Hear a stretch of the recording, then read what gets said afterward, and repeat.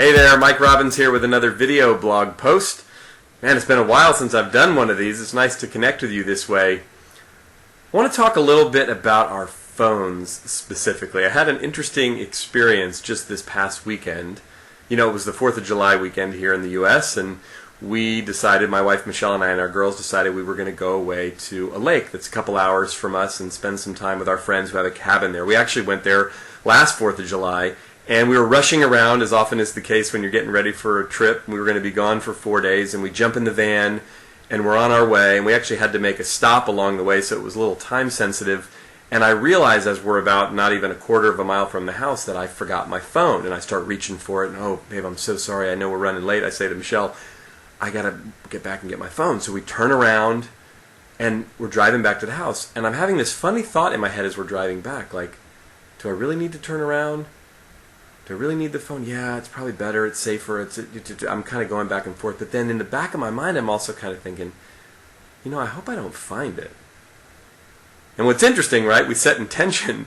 That's exactly what happened. I got into the house, I'm racing around. It's not in my office, it's not in the bathroom, it's not upstairs where I looked for it, in the bedroom, in the closet. I don't know where it is. Now, I had been on it about a half an hour earlier, so I knew it was somewhere in the house. But at this point, we're running late, and I figure, you know what? I just got to go. So we get back in the car and start to drive.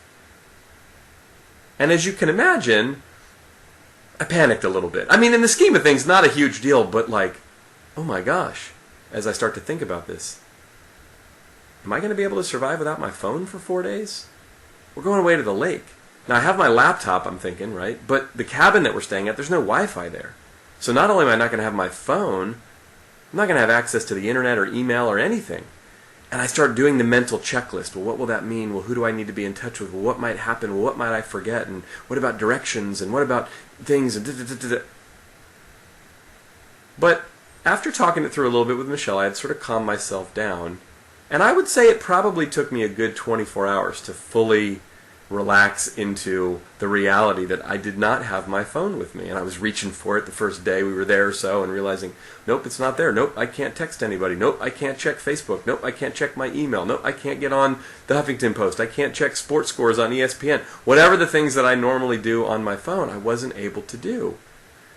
Now again, it was a holiday weekend.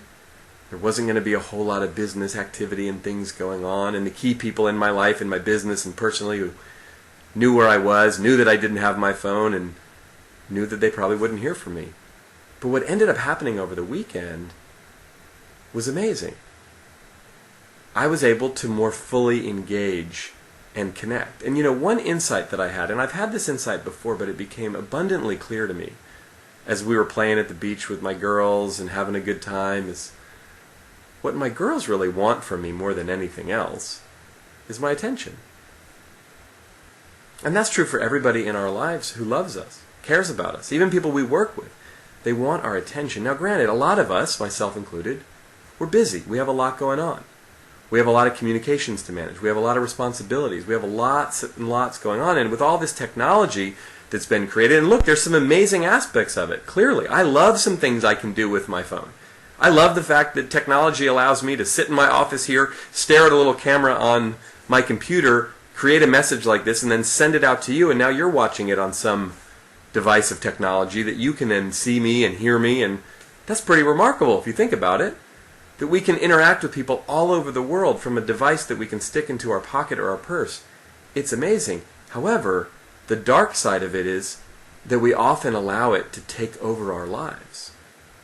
The phone gets more attention than the people we love. The tablet gets more attention than the project that we need to get to. The laptop ends up being fundamental to everything we do in our lives. And look, that may be the reality for many of us in terms of the way we do business and the way we communicate and the way we interact. But there's a real cost to that, to us personally. I mean, look, there's all kinds of studies showing us the impact that technology has on us negatively, sleeping with the phone by the bed, interrupting us. Right? But think about it just in terms of your own life. Think about arguments that you've gotten into with people that you know, people that you love, about you not paying attention or them not paying attention. Now look, it's challenging for all of us. And I think, for the most part, we're pretty hypocritical when it comes to our phones, right? When other people look at their phone, we think it's rude. When we do it, we think it's important. So I think we need to pay a little attention to that as well. And I'm not saying this from some morally superior place, but just from a place of awareness. Like me being forced to spend 4 days away without access to my phone was a bit challenging, especially at first. It underscored and reminded me of how addicted I am to it, more so than I even like to admit. But it also reminded me that, like you, I lived for many years without this device, and I was just fine. So sitting and having conversations, writing in my journal, staring out the window, contemplating life, thinking about what's important to me, playing with my girls at the lake, talking to Michelle, or whatever it is.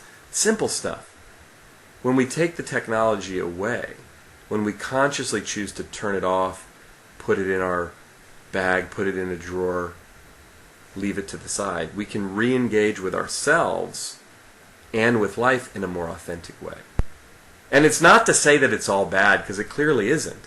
However, we got to be mindful and conscious of how we engage with our phones, how we engage with technology in general.